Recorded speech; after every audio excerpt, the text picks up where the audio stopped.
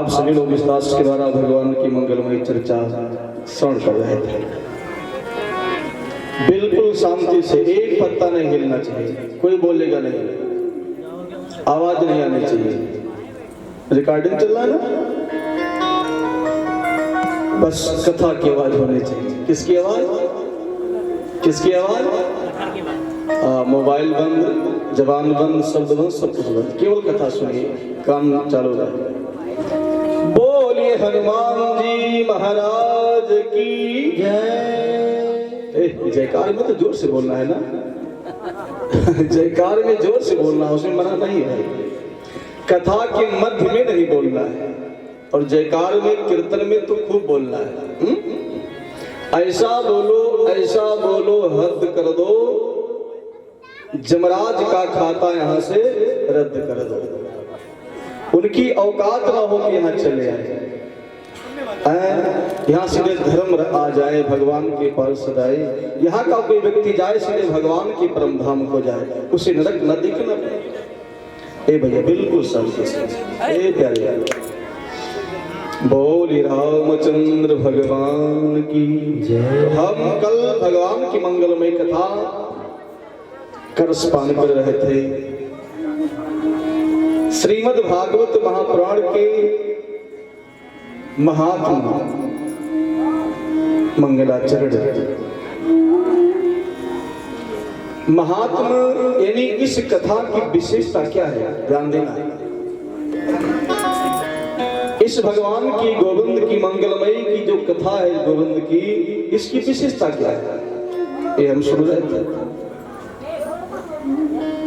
और आज श्रीमद् भागवत महापुराण का प्रथम स्कंद, प्रथम अध्याय, प्रथम श्लोक हम सुनेंगे। तो इको कम करिए हमारे आवाज का।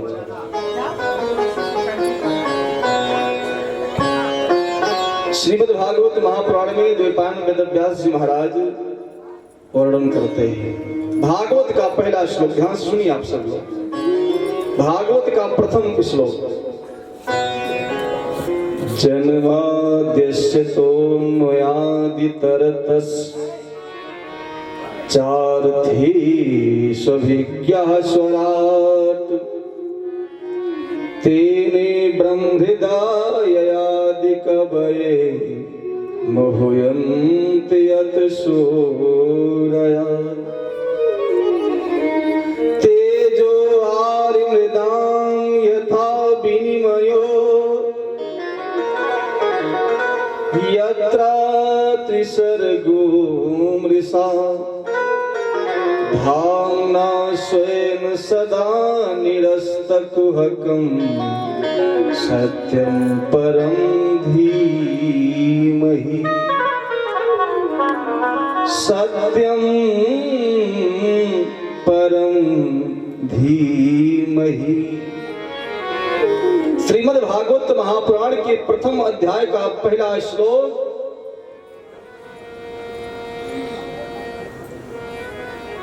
वेदव्यास जी महाराज मंगलाचरण करते हैं। हम जब कोई काम करते हैं तिवारी जी, तो क्या करते हैं? पहले सबसे पहले भगवान को मनाते हैं। क्या करते हैं? ठाकुर जी को मनाते हैं, उनकी वंदना, उनकी अर्चना, उनका पूजन, उनका वंदन कि हे प्रभु, ये मेरा कार्य सकुशल रूप से पूर्ण हो, कोई विघ्न बाधा ना आने पाए। समझ रहे? तो प्रत्येक व्यक्ति अपने कार्य को संपूर्ण सफल करने के लिए ठाकुर जी को मनाता है। आज द्वैपायन वेदव्यास जी महाराज भी श्रीमद् भागवत महापुराण की जब रचना करने लगे तो सबसे पहले भगवान को मनाया है। उसको कहते हैं मंगलाचरण। क्या कहते हैं? जोर से बोलिए। हाँ, जब पूछो तो जोर से बोलना है, बीच में नहीं बोलना है। अपनी मंगल कामना के लिए अपना सुंदर आचरण, मंगल आचरण बनाना ही मंगलाचरण होता है। आज व्यास जी ने मंगलाचरण किया, किस भगवान को याद किया है? जन्माद्यस्य तो नुयादितरतस् चार्थी स्वभिज्ञः स्वराट्, जो स्वयं में प्रतिष्ठित है जो स्वयं में प्रकाशवान है वह विराट महापुरुष, वह परम पुरुष की हम वंदना करते हैं। जैसे हमें प्रकाश की आवश्यकता होती है तो हम भुवन भास्कर जगत प्रकाशक भगवान सूर्य से प्रकाश लेकर अपना कार्य करते हैं, हमारा जीवन संभव है। और भगवान भुवन भास्कर भगवान श्री सूर्य नारायण भी किसी से प्रकाश लेते हैं, ऊर्जा लेते हैं। यानी सबको उस परम पुरुष की आवश्यकता है, ध्यान देना। और वह जो महापुरुष, जो विराट पुरुष, जो परम पुरुष है, उसको किसी के प्रकाश की आवश्यकता नहीं है, वो स्वयं में प्रकाशवान है, प्रतिष्ठित है, विराट है। कण कण में जो विराजमान है, अणु अणु में जो विराजमान है, जो व्यापक है, वो महापुरुष, जिसके मात्र ध्यान करने से संपूर्ण सृष्टि का सृजन होता और पालन होता, अंत में संहार हो जाता है मात्र स्मरण से। ऐसे विराट महापुरुष की हम वंदना करते हैं जो सत्य रूप है, सत्यम परम धीमहि। ऐसे सत्य रूपी परम पिता परमात्मा की हम मंगलाचरण करते हैं। व्यास जी ने मंगलाचरण किया, लेकिन जो सत्य रूप भगवान है, ऐसे विराट महापुरुष की वंदना की है। और वास्तव में ठाकुर जी सत्य रूप है। कल मैंने बताया था कि जो तीनों काल में हो उसी को सत्य कहते हैं, था, है और रहेगा। ऐसे विराट महापुरुष की वंदना किया, मंगलाचरण किया है श्री द्वैपायन वेदव्यास जी महाराज। और आगे कथा का गान करते हुए एक श्लोक और लिखा, जिस श्लोक में भागवत भगवान की विशेषता का वर्णन किया है। निगम कल्पतरोर गलितम फलम सुखमुखादमित द्रव संजुतम पिबत भागवतम रसमालयम मुहुरहो रसिका भुवि भावुका। व्यास जी कहते हैं भागवत क्या है? निगम माने होता है वेद। तो वेद रूपी वृक्ष का ये भागवत पका हुआ फल है, गलितम फलम, और बहुत मीठा है। तो कहा प्रमाण क्या है कि ये मीठा है? कहा सुख मुखाद। स्वामी सुखदेव जी के द्वारा जूठन किया गया है, इसलिए प्रमाण है कि ये मीठा है। और फल जो होता है उसको हम फल तो खाते हैं, लेकिन छिलका गुठली को छोड़ देते हैं। ये भागवत रूपी फल ऐसा फल है जिस फल को खाने से हमें कुछ छोड़ना नहीं है, न इसमें छिलका है न गुठली है, सब कुछ पा लेना। तो लोगों ने पूछा ऐसी कथा को कितना बार पान किया जाए? ऐसे भागवत रूपी फल का हम कितनी बार पान करें? कहा मोहर मोहर बार बार करना चाहिए, जब तक जीवन है करना चाहिए। ये थोड़ा बेस देखो, मजा नहीं आ रहा था, क्वालिटी बनाई हल्की से, हल्का सा बुलंदी आवे आज में, वो बेस कम रहे। जब तक जीवन है कथा को सुनना चाहिए। कुछ लोग कहते हैं मैंने एक बार सुन लिया, दो बार सुनी, चार बार सुनी, अब मुझे पूरी कथा की जानकारी हो गई। त्रेता में राम जी का अवतार हुआ, द्वापर में कृष्ण का अवतार हुआ, अब बार बार वही कथा क्या सुननी? लेकिन नहीं, व्यास जी कहते हैं कि जब तक जीवन है बार बार मोहर मोहर पीते रहो, सुनते रहो। एक बार नहीं, जब तक जिंदगी है। अच्छा एक बात बताइए, किसी व्यक्ति को कोई वस्तु प्रिय लगती हो, ध्यान देना, किसी व्यक्ति को कोई वस्तु प्रिय लगती हो, उसे मिल जाए और उसका वो पान कर ले तो उसकी इच्छा होगी कि और मिल जाए, कि नहीं होगी? कि भाई और मिले और मिले और मिले। और जिसने कहे नहीं अब मुझे नहीं चाहिए, उसने उस वस्तु के महत्व को समझा नहीं।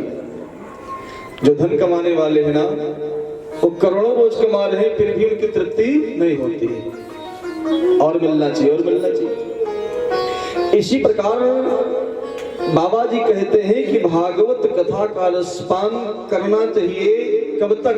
जब तक जीवन है। अगर किसी ने कह दिया कि कथा मैंने सुन लिया, कथा जान ली, अब क्या सुनना है? उसने कथा को सुना नहीं, उसने कथा को सुना ही नहीं। क्योंकि जो कथा को सुनता उसका पेट भर ही नहीं सकता, कथा से तृप्ति हो ही नहीं सकती, क्योंकि कथा अनंत है, ठाकुर जी अनंत है। हरि अनंत हरि कथा अनंता, हरि अनंत हरि कथा अनंता,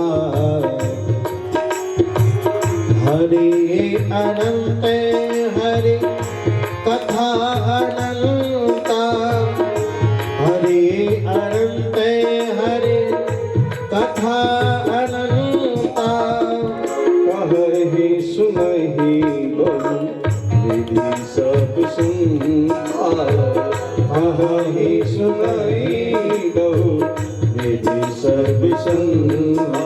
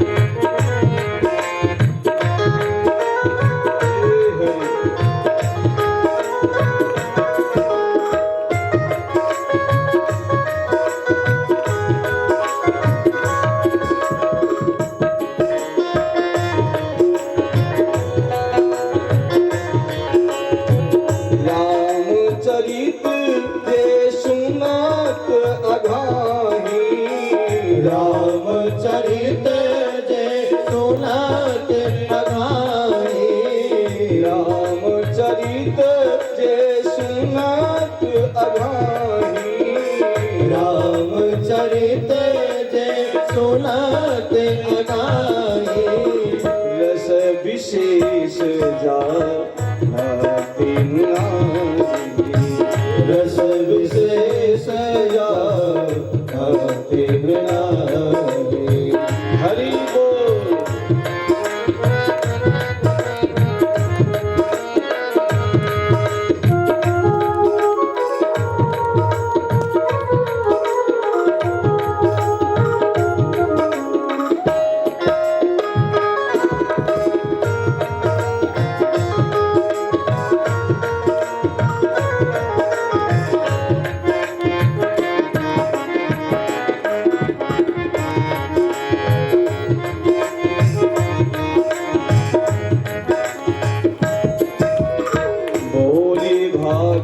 भगवान की जय, भगवान जी महाराज की जय।